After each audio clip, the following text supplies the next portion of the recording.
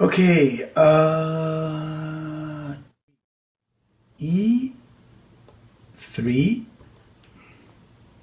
No, I hit his cruiser, and he missed. F3. Oh, I missed as well. Hi, folks. Welcome to my 8-Bit Retro Journal. Today I'm playing Computer Battleship, a game that I actually wrote as a teenager in 1982 on ZX81. I just recently recovered it off of a tape that I couldn't get to work on the 81 emulator. I tried to load it in via Audacity, but I just couldn't get it to work. But I was able to get it to work on an actual Timex Sinclair 1000. I bought this computer last year on eBay, and it's actually pretty nice because it gives you a nice black and white screen. So it's one of the later ULA chips in here that gives you a nice contrast between black and white.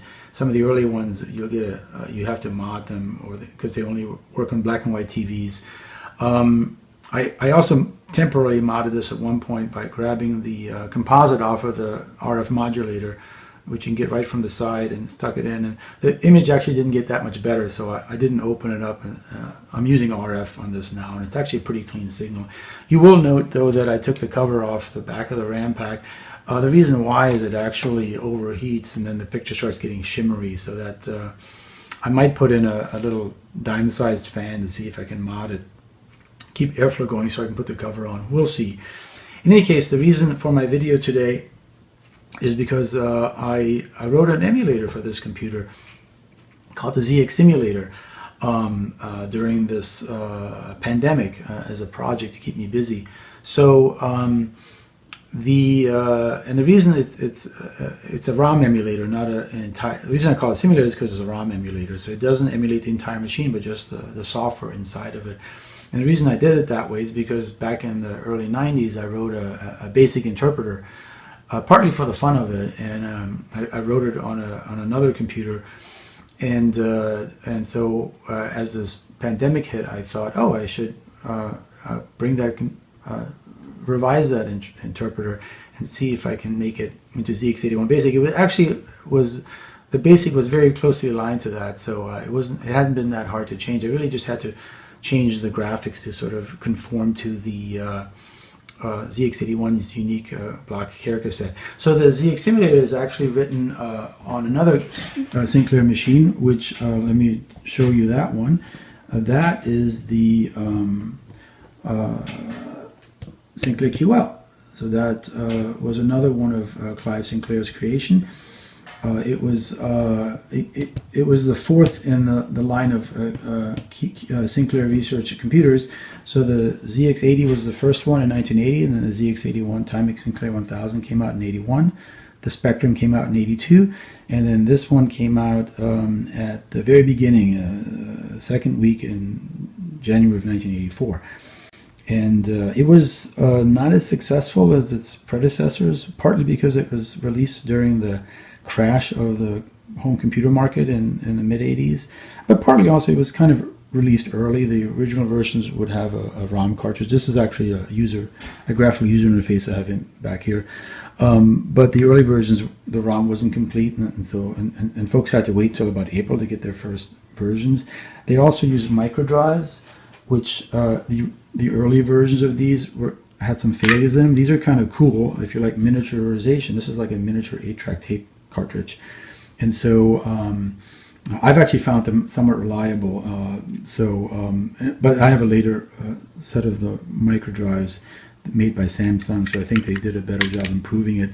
And let me tell you a little bit about this computer. It had 128K of RAM, and it was based on the Motorola 68000 architecture. It has a Motorola 68008 chip, which was a 32-bit architecture. Versus 8-bit for these machines. Now, when you talk about architectures of chips, you're really talking about the size of the registers. And so these had 8-bit registers, even though they could access 16 bits of memory. And these had 32-bit registers, although some of them had smaller data bus sizes. So this had an 8-bit data bus.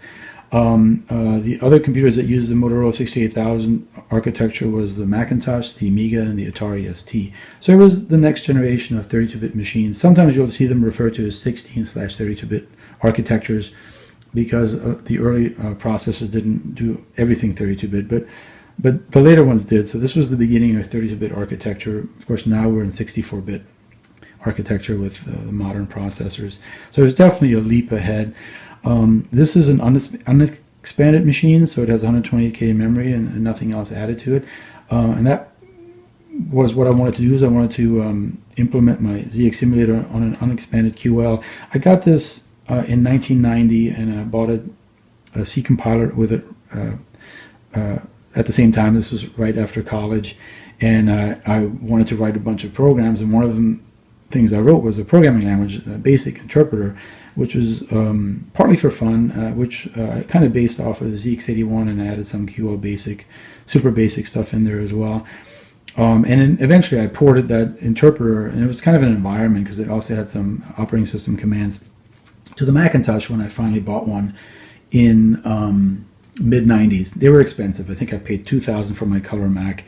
But I did port it over, and it worked really well.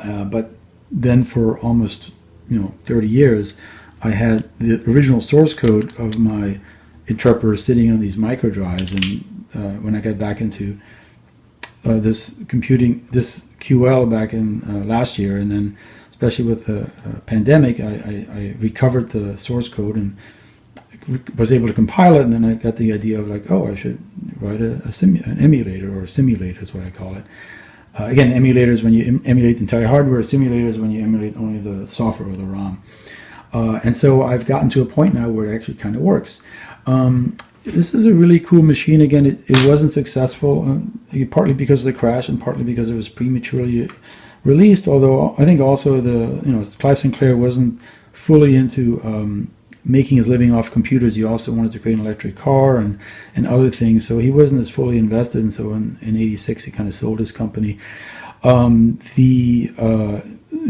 to the Macintosh, where you had Steve Jobs really fully committed, even though in some ways the Macintosh was only black and white instead of color, it did not have its operating system wasn't as good as this. So one of the things that was really unique about the QL is that as a microcomputer, it was the first microcomputer to have a preemptive multitasking operating system, which is kind of a big deal because all operating systems now are preemptive. Back then, with these kind of machines, you had just a simple load and run, and not even had a disk operating system. And then you had CP/M and MS-DOS that were single tasking, and the original Macintosh was a single tasking, meaning you could run one program at a time. Now, some of them did add this opportunity to add functionality through terminal and stay resident, but it wasn't, you could add an additional call to a function that could augment your program, but it didn't really add the ability to run multiple programs or even the same program multiple times, and the QL does that. And the Amiga was the only other computer in the 80s, microcomputer in the 80s that did preemptive multitasking. The Mac finally did add it in multitasking in 87, but it was via the multi-finder, but it was a cooperative multitasking operating system. So that meant that when the operating system gave control to an application or program, it had to wait for it to return control, which can be pretty dangerous if the program has an infinite loop in it by mistake, or just is greedy and takes up too many resources. Your other software can suffer, and so that's why most modern computers use this idea of preemptive multitasking, where the operating system is always in control. And again, this was the first microcomputer to do it. The Amiga came out 18 months after that and also supported that. So that's pretty unique. One of the early adopters of the QL was Linus Torvalds, who then obviously went on to make Linux. And so he cut his teeth on the QL and wrote a bunch of software for it. So in any case, it's a phenomenal machine. So the only modification I do have on this is I have the vDrive, which is so the original QL could have up to 6 external microdrives. So you could have a bank of 8 if you wanted to. And the vDrive emulates that. So it's actually an SD card reader, if you can see, right? And you can put MDV images on the SD card, and in Windows you can then configure it all you want and have as many banks of up to 6 in a bank to be able to read it. There is a boot software on the on the hardware itself that you can load into the QL, so you can bank switch on the QL. But I actually just use Windows 7 and edit the configuration file to give me the bank that I want. I did mod this. This is actually usually about twice as high because it was designed to fit into the original cases. And so what I did is the vDrive has one of these pins with these connectors with really long pins and a 3D printed support mount, and I just unsoldered that and then soldered in the short one like this, and then of course you can piggyback two of them together and you get the original one back if you want to put it into an actual original case. But if you get rid of the middle one, then the daughter board that fits onto this is actually nice and snug to the main board, and then you can create this case. And so I actually designed this case. I'll share my STL files with folks if they want. And it's kind of unique. It has an outer shell, and then it has a top and bottom cover, but you can reverse those. And the reason I did that is because the original vDrive was designed to sit on here like this, because the cable plugs into the QL and then rolls in like that. But the reason I have the bottom feet on the top and the cover on the bottom is because I'd like to have it sit on my QL this way. And that way I can actually plug in the vDrive into the slot here and then plug it into, so this is really sitting upside down, but because I have the top, it works this way. And again, if I undo this, you can see that it's upside down, but it works, and it works really well, and it looks really nice. And you can even see that I designed the case to kind of have that look of the QL with the grid and the lines and the raised text. So again, if you want to do the mod, it's pretty easy, and you can have the vDrive as well. So let me move on now to demonstrating the QL a little bit for you, and then I'll demonstrate the ZXSimulator. So I'm going to move this to my Macintosh. So maybe I can move it closer too.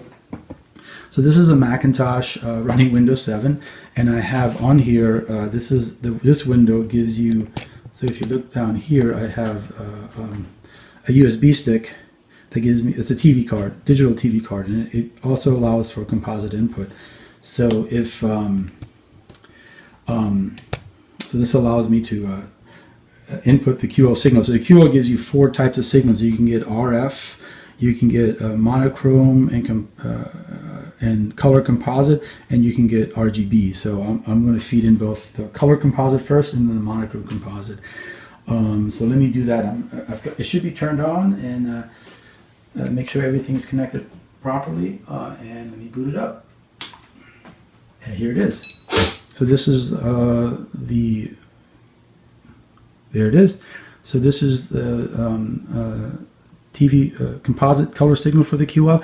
It's a little washed out because this particular USB stick has issues with composite of older machines, and so if I put the QL's composite directly into it, it jitters, and so I'm actually using a composite to HDMI upscaler and then an HDMI to composite downscaler to give me a more steady signal. And so so it's not as good as it can be. And if I hook my QL to a monitor, modern TV with composite, it works really well.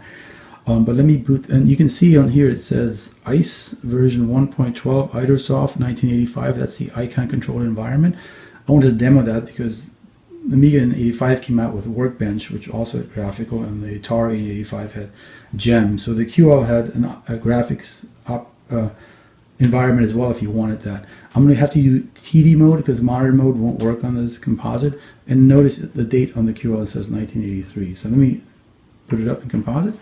And here you get the graphical environment. Again, some of it is cut off in the bottom because it's designed for monitor mode, but it's still workable. So you're just losing there's one menu on the bottom that runs the bottom, gives you some choices. And of course it'll share with you what microdrive and floppy drive you're on. So what I want to do before I share with you the ZX simulators, I just want to load this microdrive using ICE. It may not work, but give it a try. So I'm going to use microdrive 2, And then let's see if I can get it to load. So you're going to hear the whirring of the microdrive, and it takes about 20 seconds if successful.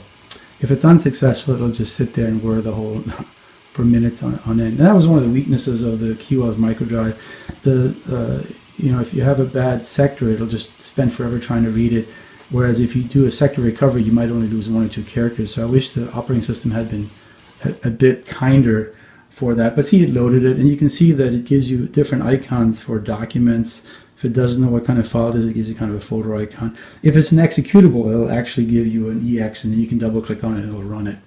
Anyway, so that's ICE. I used to use it more than I do now, but I've sort of gone away from it. So let me turn the computer off, and I'm going to put it in monochrome mode, and I'm going to remove the ICE cartridge, okay? So turn the computer off, and I'm going to put it in monochrome mode, and I'm going to remove the ICE cartridge. The other thing I'm going to do is I'm going to stop doing the up and down scaling, and I'm just going to hook directly to the USB card, and you'll see that that's going to give a much better picture. So now let me turn it back on. And so now the monochrome picture is pretty crisp on this. It's actually even better on a regular LCD monitor. It kind of shoots out at you. But so, and again, the ICE cartridge looks something like this. I pulled it out. It's just a little ROM extension. And so I'm going to boot this up now. And so what I want to demonstrate is I just want to start up. So if I do dir mdv4, which is the first virtual microdrive, you'll see that it shows files that are on there. I'm going to start up the ZXSimulator. And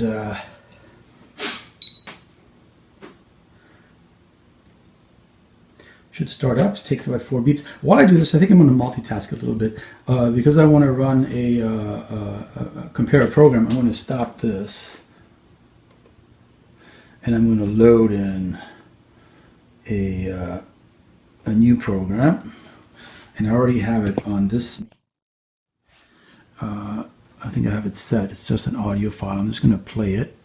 And what that's going to do, I'm going to minimize it, is it's actually going to load in the same program I'm going to load in here. So let me move this about, and hopefully I can actually stretch this out a little bit, and then I'll just move this off to the corner here to get the best. Well, it doesn't have to be all the way in the bottom, but all the way to the side. There we go, and then I can load. And notice, oops. So yeah, if you notice, I'm actually in the so if I do a directory listing, I'm in the shell still, and it'll do a directory listing of the microdrive. And if I hit Control C, so you'll see a blinking cursor here. If I hit Control C, it'll actually now move me into my program. So this is what I'm talking about with regard to multitasking. I'm going to load the banner program. Notice that I don't use keywords like in the ZX81, so you get to touch type, which is much nicer.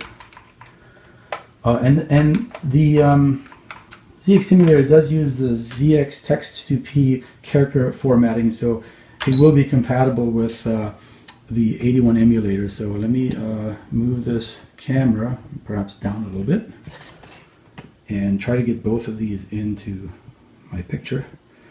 And so now I have both of them loaded. Maybe I still need to be up a little bit back. There we go.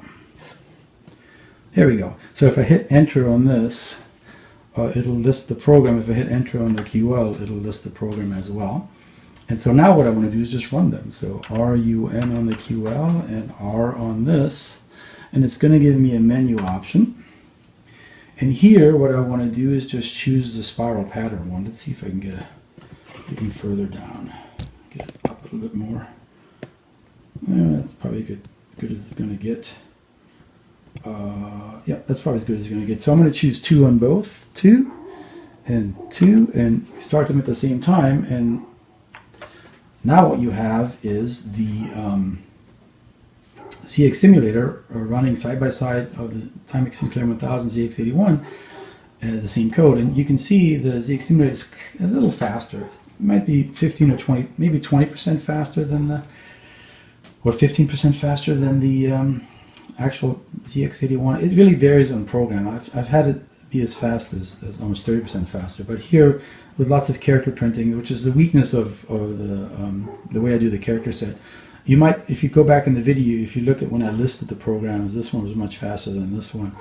But it is faster at the moment, so maybe 15-20% faster. And it's going to do an inverted pattern next. And so it's a bit ahead. So besides showing you this, the last thing I want to show you, I'll let it go through a final run, is the other program I've been writing called Elite, which is the famous Elite program that was created for the BBC Micro, the Commodore 64, and the Amiga. And this is the ZX81 version. And right now it's only half done. It just does the pirate shooting. It doesn't do the planet hopping, bartering, space station docking. Although I don't know if it can do the space station docking, but definitely bartering and planet hopping will be added to it eventually. All the software, the Battleship program, the Banner program, and Elite are on the ZX zip file that includes the executable. And then you can use any of the emulators, QLA, QLA2, QL emulator, or actual hardware, obviously, to run the ZXSimulator. So let me, Control S stops things. So now I'm just going to load in the, I'll leave this one running. I'm going to load in MDV4 Elite BAS, and it takes a little bit longer. It's 6K, so you'll hear a few beeps as it loads. And I'm going to focus more now on the game, since maybe center this a bit more since we can. I'm going to have to center it fully. Let's make sure we see the whole screen. I did design it to be a joystick playable, so I do have a joystick for the QL, which is right here, and the joystick kind of moves back into the middle part. So the way I've designed these all is that you really only have to, it's like hitting a key, so you don't have to keep the joystick to the right when you play it. You just have to go right and have it pop back. So here it is, Elite, and running, and so I can use the default F for fire, A, D, W, S for movement, or I can reset them. So if I hit the space key, I can hit fire button for fire, left, right, up and down, and so now it gives you this 3D star field that looks pretty cool when you have it on an accelerated machine, because it gives you that 3D effect, but here it's so slow. And then eventually a pirate will show up, and then you just have to maneuver towards the pirate. So I just moved my joystick to the right, and you can see that it's moving the joystick to the right. And what you can see now is that the pirate is actually moving in this direction. It takes a little bit. The pirate does move around randomly, so when you're playing it on a fast machine, it looks like it's wiggling about. But on the slower, basically real-time 100% ZX81 speed, it's still playable. I find it just takes getting used to, when you move the joystick. So it's less arcade and more skill. I'm going to move it the up now. You can see that I moved it up. So I'm getting it into, and you can see that now he moved to the side. So whenever I move, I lose fuel. Whenever I fire, I lose ammo. And when I hit the pirate, I also lose shields, as if they're firing back, I guess. So now I'm going to fire, and they usually take 2 to 4 shots. I'm not sure if I hit him on this one. He might be out of. Yep, no, I'm hitting him. Oh, and I destroyed. So this one only required 2. And once you destroy them, you get fuel, ammo, and shields back. But the shields are the things usually you run out the most. So in any case, that's the ZXSimulator. It's ready to be used. It still needs a floating point attitude, but I have a way to do that, and it's not going to slow it down. And floating points are already slow on the ZX81. But I'll put in the comments below this video where you can find it. It's going to be in a zip file, and I'll give instructions on how to install it on one of the emulators. Or again, if you're familiar with the QL, it'll be easy. Thanks for joining me today. And again, I highly recommend, if you haven't had a chance yet, that you take the opportunity to get to know the QL, because it's kind of a cool machine. even though it wasn't perhaps financially as successful as it could have been. It was definitely an interesting machine that Sinclair Research created, and you can find these on eBay, or you can get the accelerated Q68 FPGA card, which is its own computer, similar to the ZX Spectrum, except it doesn't have a case. It doesn't have a, I mean, you can get a metal case for it, but it doesn't have a nicely designed case. The ZX Spectrum case was designed by Rick Dickinson as well. And again, like I said, I really like the modern look of these things. They really had an eye for that. So thanks for joining me. I'll be doing more retro journal entries on the QL and other computers that I own, the Z88, some TRS-80s. So please come back and comment below what you think, especially if you use the ZXSimulator. So thank you for joining me today, and stay safe.